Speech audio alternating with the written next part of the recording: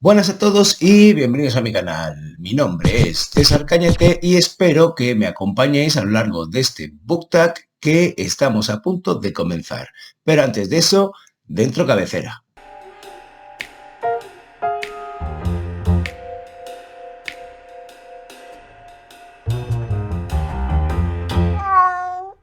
Pues bien, vamos a ello. Bienvenidos al BookTag del Dulce Navideño, creado por la Biblioteca y al que he sido nominado por José de Libros en el Fin del Mundo. Muchas gracias, José. Me has dado la oportunidad de entrar en este periodo navideño con este pedazo de BookTag. Es cierto que quizá tendría que haber preparado uno de esos vídeos que se estiran tanto en estas fechas de las mejores lecturas del año. Pero bueno, sinceramente no me apetecía mucho meterme con ese tipo de vídeos porque en realidad de lo que más he hablado en los últimos vídeos ha sido de las lecturas de este año.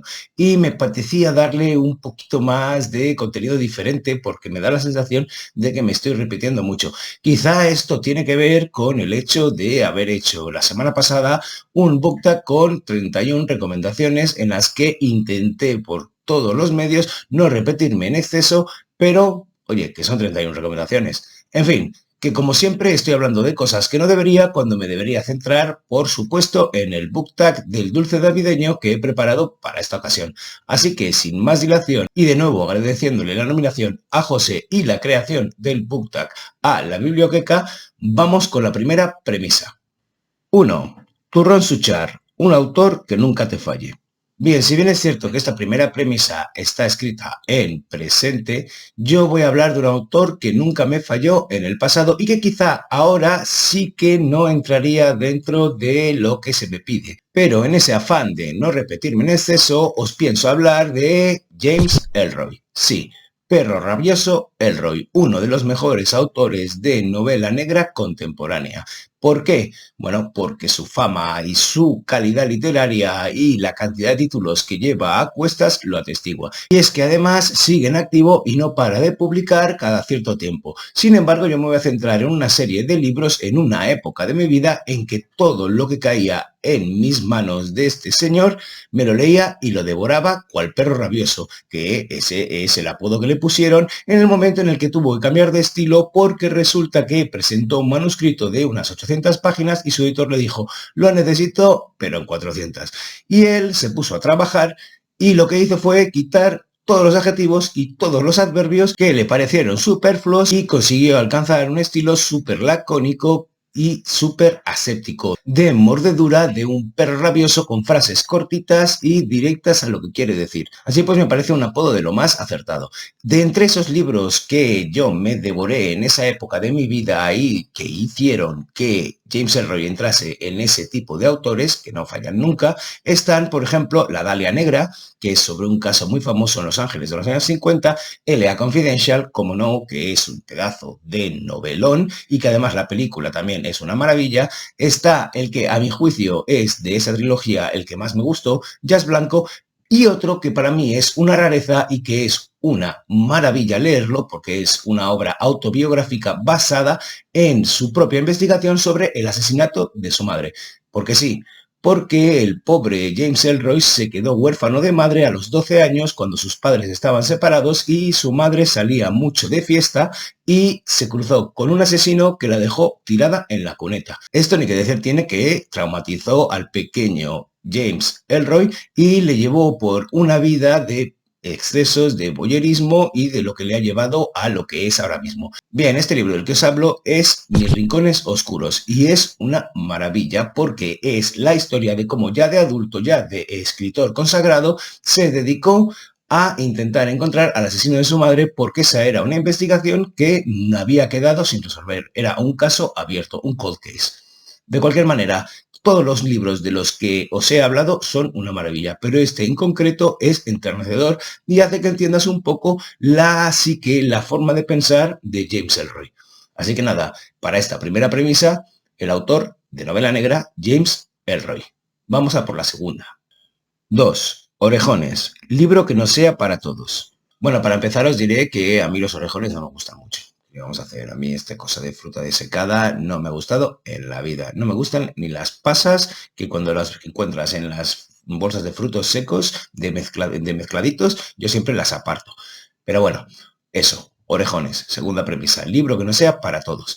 Y yo os propongo Lunar Park de Bret Easton Ellis. Bret Easton Ellis lo petó muchísimo con su primera novela cuando era un chavalito de 18-19 años que publicó Less Than Zero, menos que cero, que es de un grupo de pijos de Los Ángeles, de sus fiestas, de cómo se emborrachan y de cómo todo no importa nada. Un rollo muy nihilista que acaba pues un poco trágicamente. De hecho, en la literatura española tenemos un paralelo que para mí, sabiendo y habiendo leído Less Than Zero, menos que cero, me parece una copia, que es Historias del Cronen, de José Ángel Mañas, que hizo las veces de nuestro menos que cero para una generación entera de los años 90 aquí en España, no sé en Latinoamérica porque no tengo ni idea. De hecho, hay una película basada en este libro. Pero bueno, que me lío, que yo quería hablar de Lunar Park. Lunar Park es un libro de 2006 en el que el autor, es decir, Bret Easton Ellis, se encuentra con uno de sus personajes en una fiesta de Halloween y este personaje no puede ser otro que el amigo Bateman, que es el de American Psycho, un auténtico psicópata. Entrelaza muy bien realidad con ficción o su propia realidad de una manera que te crea una historia súper opresiva, con una atmósfera como solo él las consigue. ¿Por qué digo que no es un libro para todos? Bueno, porque el estilo de Bret Easton Ellis es súper desasosegante, pero lo ha sido en todas y cada una de las novelas que he leído, desde Menos que Cero, pasando por Las Normas del Juego, creo que se llamaba así en castellano, en inglés era The Rules of Attraction, siguiendo por American Psycho, bueno, qué decir de American Psycho, que además lo petó muchísimo en cuanto a ese nihilismo y esa forma de deshumanizar al ser humano dentro de la sociedad capitalista de los 90, y siguiendo por Lunar Park. Publicó un poco más adelante Suites Imperiales, que era como una especie de eco en el futuro o respuesta o continuación en el futuro de lo que fue Menos que Cero. Pero es que este autor no es para todo el mundo, ninguna de sus obras lo son. Y aunque yo lo he disfrutado mucho, también he notado esa inquietud y esa manera de metérsete dentro y de verlo todo como vacío, sucio y carente de cualquier tipo de ternura o de cualquier tipo de posibilidad de felicidad. Sí, así es Bret Easton Ellis. Pero aún así le ves ese lado tierno, esa parte vulnerable que te hace querer seguir leyéndolo. Yo lo pongo un poco en relación a lo que me pasa con Black Mirror. Black Mirror es una serie maravillosa, lo sé, pero que soy incapaz de poder ver porque me sienta fatal. La posibilidad de que lo que se plantea allí acabe convirtiéndose en algo cierto me hace pasar muchísimo más miedo que cualquiera de las novelas de terror o de películas de terror que se me puedan poner por delante. Así que nada, yo os ofrezco, por si queréis echarle un vistazo, aunque es verdad que ya había hablado de este autor en alguna otra ocasión, nunca lo había hecho con esta profundidad, a Bret Easton Ellis, un autor que es muy recomendable, pero que a la vez no es para todo el mundo. Así que nada, vamos a por la siguiente premisa. 3. Las uvas. Libro costoso que merezca la pena. Bien, como vengo de ver otros vídeos de este estilo en el que los hacen compañeros que no tienen estas tradiciones, no me voy a detener mucho en explicar la tradición de las uvas, que no es más que recibir el año, las 12 campanadas, comiendo una uva con cada una de las campanadas. Por eso es costoso. De hecho, en más de una ocasión llegan las noticias de que alguien se ha atragantado y ha muerto y ha empezado su año acabándolo. Pero dicho esto, lo dejo a un lado. Vamos con ese libro costoso. Bien, es un libro que leí de este año del que no he hablado apenas ni en BookTags ni en Instagram, aunque le dediqué una pequeña reseña. ¿Por qué no he hablado? Porque es un libro costosísimo, pero a la par es un libro divertidísimo. Estoy hablando del péndulo de Foucault del insigne Umberto Eco. Bueno, ¿qué deciros de lo que plantea aquí Umberto Eco? Pues básicamente algo que me parece súper atractivo y que a la vez es un chiste en sí mismo, en una época como la que vivimos, en la que las fake news acaban apoderándose de la realidad que nos rodea y que consiguen al final que un montón de gente crea más en las ilusiones de estas fake news que en la realidad. No en vano creo que fue Umberto Eco el que desarrolló y acuñó ese término de la máquina del barro, que es cuando los medios de comunicación aprovechan cualquier pequeña cosa o cualquier mentira para difamar, quedándose completamente impunes a un político contrario al que pague a su periódico. Pero bueno, el péndulo de Foucault no es exactamente esto. El péndulo de Foucault es la historia de tres personajes, uno de ellos el protagonista absoluto, que debido a una broma entre ellos, una broma que han hecho pública a través de publicar, porque uno de ellos trabaja en una editorial, han hecho que la ficción se convierta en realidad. Han hecho que todas las conspiranoias relacionadas con templarios, con las cruzadas, con los cátaros, con los judíos, con los jesuitas, con los iluminados, con los masones, se involucren en el intento de encontrar y desvelar un misterio que les permitirá controlar el mundo. Ni que decir tiene que ellos, que han utilizado todo lo que tenían a su alrededor para crear y armar este relato, saben que eso es mentira. No os voy a contar más porque aunque con esta novela no es posible hacer ningún spoiler, ya que no importa, no quiero tampoco que penséis que lo estoy haciendo. Solo diré que es un libro costoso porque en él está volcado todo el saber enciclopedista medievalista de un tipo como Humberto Eco y sus personajes son auténticas lumbreras, son auténticos enciclopedias andantes para poder armar toda esta trama y poder confundir precisamente a todo su mundo alrededor hasta que algo que no existe exista. Y dejadme leeros una cita de la propia novela que me parece que resume muy bien de qué trata. Cuidado con las simulaciones. Todo el mundo se las toma en serio. Vamos a por la siguiente premisa. 4. Polvorones. Libro que se te haya hecho bola, que se te haya atragantado.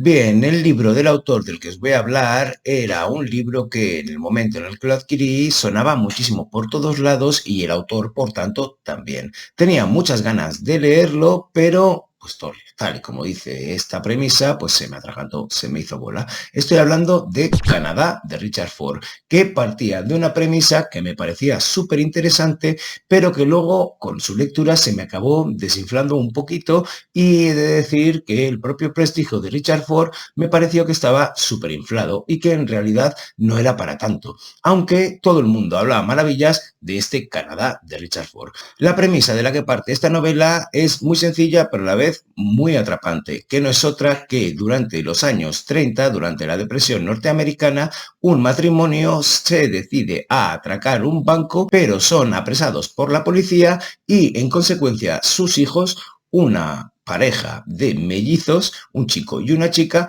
quedan huérfanos y tendrán que sacarse las castañas del fuego y tendrán que saber por qué hicieron lo que hicieron sus padres. Bien es cierto que la época de los años 30 en Estados Unidos a mí siempre me ha parecido súper atractiva precisamente porque las consecuencias que arrastraron la sociedad americana o norteamericana después de la Gran Depresión, es decir, o durante la Gran Depresión, después del crack del 29, siempre ha sido un momento, un caldo de cultivo para historias de desesperación, de superación o de cualquier tipo, porque la gente se tenía que sacar las castañas del fuego, desde la denuncia social de las uvas de la ira hasta cualquiera de las historias de gángsters o de detectives que salieron de ahí. No en vano es la época de los grandes atracadores como Dillinger o como Babyface o como un montón de ellos que me parecen súper interesantes. Pero bien, en este caso Canadá no me lo pareció. Empezó bien, recuerdo leer las 150 o 200 primeras páginas sin ningún tipo de incomodidad o que no se me atragantase. Es decir, no necesitaba tanta saliva como necesitaba un polvorón para ser tragado. Pero a partir de entonces la cosa decayó. La cosa decayó tanto que al final hasta sentí un cierto rechazo por la novela y por su autor. Algo que ha hecho que no me haya dedicado a leer más a Richard Ford y que me haya parecido en el fondo otro de estos autores que nos han intentado meter con calzador y que hemos comprado porque en el fondo pues tú tienes tus inseguridades y no le quieres decir a la gente que un autor de tanto prestigio te parece un auténtico mojoncillo. Pero bueno, como yo no tengo ese tipo de inseguridades, o si las tengo me da igual mostrarlas, os diré que para mí Canadá fue una obra fallida, fue una novela que hizo que no volviera a frecuentar a el amigo Richard Ford. Eso no significa que no vaya a intentar leerlo más veces hasta que realmente o supere esta primera decepción o me reitere en el hecho de que no me mola y que no voy a leer más. Así que nada, Canadá de Richard Ford es este pedazo de polvorón que se me hizo bola y que me acabó casi ahogando. Si lo queréis leer, estaré encantado. Si lo habéis leído y a vosotros es molo, dejádmelo en los comentarios y hablemos de ello. Así que nada, vamos a por la siguiente premisa. 5. Ferrero Rocher. Un libro de visto y no visto. Bueno, aquí en esta premisa os voy a hablar de un libro al que no hubiese llegado si no hubiese visto una serie de televisión que me fascinó. Y estoy hablando de Dexter, el oscuro pasajero de James Lindsay. Sí, como oís, yo caí completamente a los pies de la serie de televisión Dexter, que no tiene la coletilla de El oscuro pasajero, pero cuya primera temporada está basada en este libro. Y por supuesto me lancé a leer esta primera novela. ¿De qué va? Pues bueno, va de lo mismo que va Dexter en un principio, que es un asesino en serie que ha sido reeducado por un padre policía que vio la tendencia que tenía este niño para convertirse en un asesino en serie dirigido a matar a otros asesinos o a delincuentes que escapan de la justicia. Para ello se ha hecho policía, se ha hecho forense y en concreto todo lo relacionado con las manchas de sangre, las salpicaduras, cómo ha quedado esto así. Bueno, puede leerte una escena del crimen de manera que sepas cómo ha sido atacada una víctima. Pero bueno, a lo que él llama la pulsión de matar le ha puesto el nombre de El oscuro pasajero y lo deja salir para cargarse a pues otros asesinos que están en su radar o lo que os decía, delincuentes que escapan de la acción de la justicia. Bien, este libro, como dice esta premisa, es un libro que se lee en un visto y no visto, pero lo he escogido no por su calidad literaria, sino por cómo puede una idea convertirse en algo mejor en un formato diferente.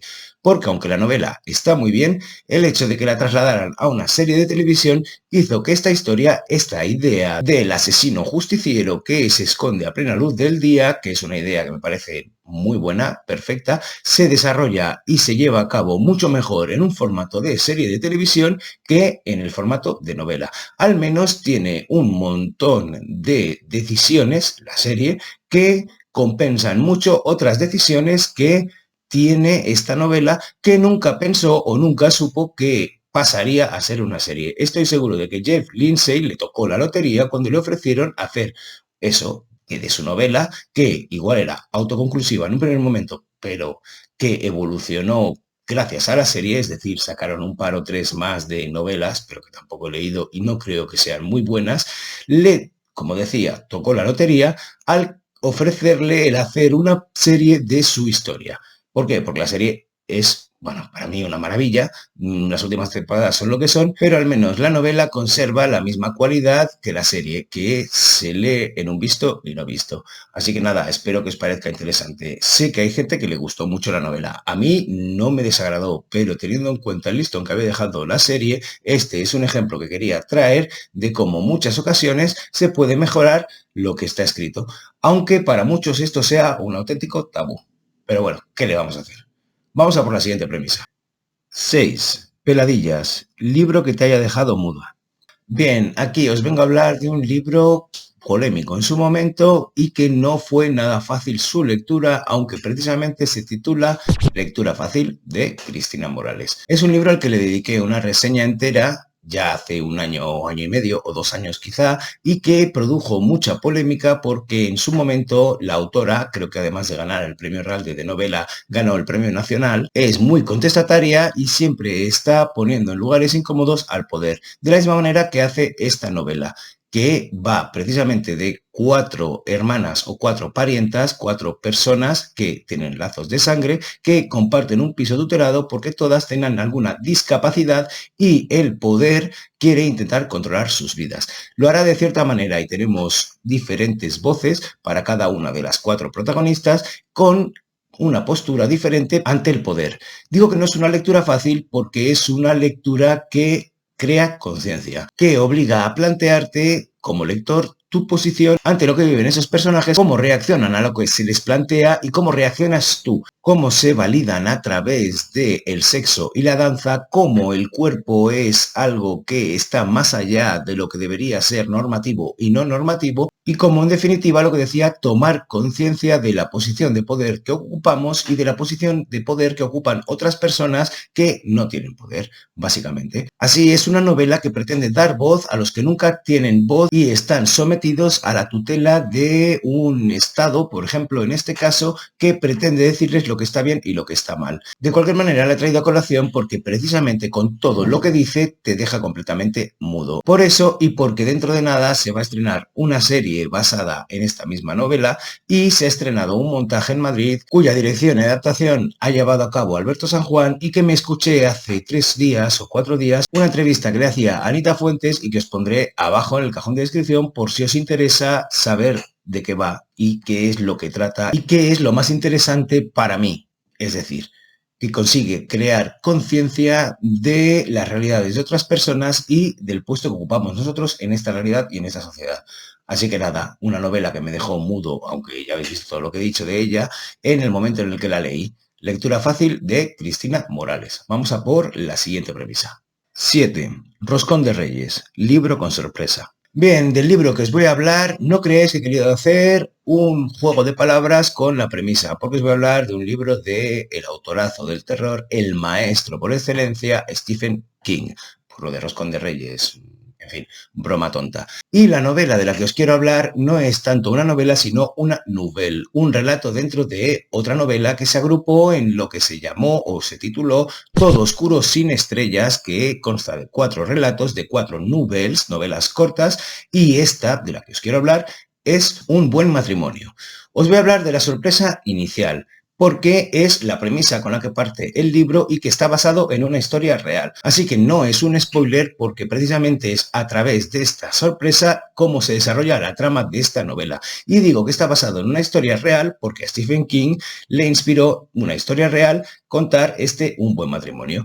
¿Y de qué estoy hablando? Bueno, pues estoy hablando de la historia real del asesino en serie Dennis Rader, que actuó y que se cargó al menos a 10 personas desde 1973 hasta que lo pillaron en 2001. Si no me equivoco, creo que fue en 2001. Unos 30 años ahí matando peña con intervalos de pasividad, de no actuación y con intervalos de sí actuación, de matar gente. Bueno, pues este asesino, Dennis Rader, que se hacía llamar BTK, Bind, Torture and Kill, atar, matar y torturar, se dedicaba a tener una correspondencia con la policía y a intentar vacilarles lo máximo posible. Le acabaron pillando porque utilizó un floppy disk, no sé si os acordáis, aquellos de 3,5, y les dijo que si podía enviarlo a la policía. Y la policía, sí, envíalo. ¿Por qué? Porque el floppy disk tenía metadatos y salía quien lo había creado, que era un tal Dennis de una tal parroquia luterana de no sé qué. Y fue así como pillaron a Bind, Torture and Kill, a BTK, a este asesino que era un auténtico sádico. ¿Qué es la sorpresa? Pues la sorpresa es básicamente que él había creado una familia con su mujer y tenía 2 hijos. De hecho, la hija acabó escribiendo un libro de todos estos acontecimientos. Y cuando esto salió a la luz, mucha gente no se conseguía creer que su mujer y sus hijos no supieran que convivían con un monstruo. Y a partir de aquí construye Stephen King una novela, una novelita en la que sucede algo similar, porque él está seguro, como muchos, como yo mismo, de que sí que era posible que la mujer y los hijos de Dennis Rader y del protagonista de Un buen matrimonio no tuvieran ni idea de eso, de que convivían con un monstruo. Encuentro un paralelismo con la realidad argentina que aquí muchos en España no conocen, pero que estoy seguro de cuando la nombre, muchos de vosotros, seguidores argentinos, sabréis de qué hablo, porque estoy hablando del clan Puccio, es decir, ese grupo de peña comandada por Arquímedes Puccio que se dedicaba a secuestrar gente y a meterla durante X tiempo en el zulo que habían creado en el garaje de su propia casa familiar, una casa familiar con muchísimos hijos y con su propio matrimonio, hasta que pagaban y luego les daban matarile a los secuestrados. Bien, una de las cosas que se decía aquí era que cómo era posible que la familia, teniendo en cuenta que tenían en el baño, antes de que hicieran el zulo, en el baño de la casa del primer piso a una persona durante 3 semanas, un mes, no se dieran cuenta de que había alguien allí secuestrado. Yo ahí no me voy a meter, pero en el fondo es la misma sorpresa. Es decir, ¿cómo es posible? ¿Cómo es posible que no te enteres que convives con monstruos? Bueno, pues en el caso de Un buen matrimonio, desarrolla toda una pequeña novelita que además podéis ver si queréis ver una adaptación cinematográfica porque está en Netflix. No es una gran adaptación, pero bueno, está el personaje, está el actor este que ahora mismo no recuerdo su nombre, pero que si habéis visto El cliente es el de la navaja, o si seguíais la serie esta Sin rastro, pues también sale ahí La Paglia, creo que se llama, o algo así. En fin, esta novela, este libro, esta novela, Un buen matrimonio, es un libro con sorpresa. De hecho, parte de una sorpresa, porque a diferencia de la realidad, la mujer del personaje de esta novela descubre en las primeras páginas que su marido guarda trofeos de mujeres asesinadas, es decir, descubre que su marido es un asesino en serie. Y de esa sorpresa inicial tenemos el resto de la novela, que os invito, por supuesto, a leerla. Un acierto siempre que se trata del amigo Stephen King. Así que nada, con esto cierro esta premisa. Bueno, y hasta aquí el BookTag de hoy. Disculpadme porque lo he hecho después de las fechas estrictamente de Navidad, pero yo es que he seguido comiendo dulces de Navidad y los voy a seguir comiendo hasta que llegue Reyes. Por tanto, para mí, mi periodo navideño va desde que empieza el 23 o el 22, bueno, en España el 22, que es cuando se hace el sorteo del gordo, y acaba después de Reyes. Así que creo que estoy dentro de los parámetros para poder hacer este vídeo. Me reservo el derecho de hacer más adelante un vídeo con las mejores lecturas o lo que se estila para este momento de bisagra del año en que acabamos uno y empezamos otro, en que sale el Sol Invicto, en el que está el solsticio de verano o 10 días antes, según el calendario juliano. Bueno, no me lío porque estas son cosas que han salido en conversaciones con mis primos y que me han parecido muy interesantes. De cualquier manera, espero que os haya gustado el vídeo, como siempre. Y como siempre, aquello que os digo de que ante el vicio de pedir está la virtud de no dar. Pero yo os voy a pedir que le deis al like, que me dejéis cualquier comentario que yo contestaré gustosísimamente, que os suscribáis al canal, que le deis a la campanilla para saber cuándo publico más contenido de este estilo y que por supuesto miréis en los enlaces a mis novelas ahí abajo, que creo que si los pedís llegáis a tiempo para hacer un buen regalazo de Reyes. A mí no me haríais más feliz, os lo aseguro. Así que nada, ahora solo me queda desearos un felicísimo día y enviaros un besazo enorme. ¡Mua!